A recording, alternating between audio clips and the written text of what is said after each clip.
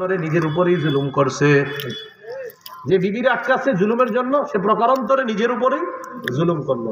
এটা আল্লাহ বললেন, আমাইয়া ফাল যালিকা, যে বিবিকে আটকা রাখবে জুলুম করার জন্য, ফাকাদ যালামা নাফসা, সে নিজের প্রতি জুলুম করলো। তাহলে আরেকজনকে কষ্ট দেওয়া মানে নিজের প্রতি জুলুম করা।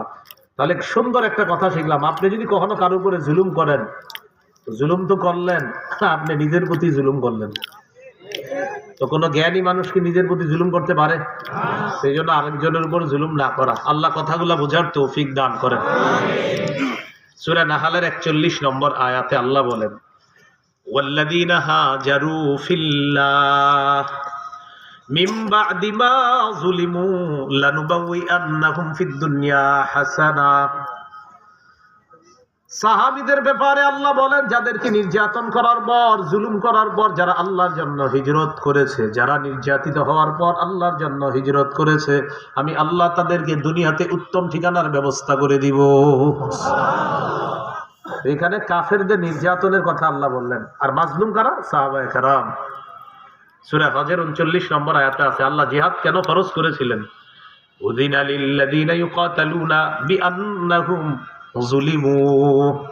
যাদেরকে অত্যাচার করা হচ্ছে, যাদের উপর আক্রমণ করা হচ্ছে, মানে সাহাবায়ে কেরামদের উপর আক্রমণ করা হচ্ছে, 13 বছর যাদেরকে নির্যাতন করা হলো, উযিনা, তাদেরকে জিহাদের অনুমতি দেওয়া হলো। কেন? বিআন্নাহুম যুলিমু, কারণ তারা মাজলুম, তাদের উপর অত্যাচার করা হয়েছে। আল্লাহ বলেন, না, এখন তোমরা আত্মরক্ষার জন্য তোমরা তাদের জিহাদের মাধ্যমে তাদের আক্রমণকে প্রতিহত তোমরা করো।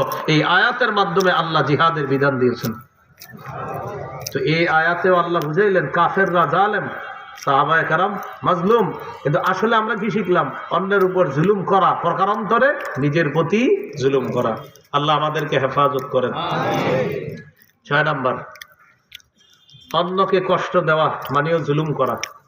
কষ্ট সম্মানহানির মাধ্যমে হতে পারে, রক্তপাতের মাধ্যমে হতে পারে, কষ্টটা তার সম্পদ হরণ করার মাধ্যমে হতে পারে। আপনি কারো সম্মান নষ্ট করলেন, জুলুম। আপনি কারো গীবত করলেন, জুলুম।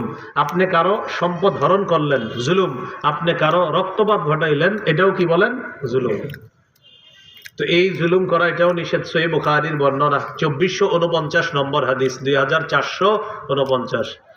قال رسول الله صلى الله عليه وسلم من كانت له مظلمة لأخيه من عرضه أو بشيء فليتحلل منه اليوم।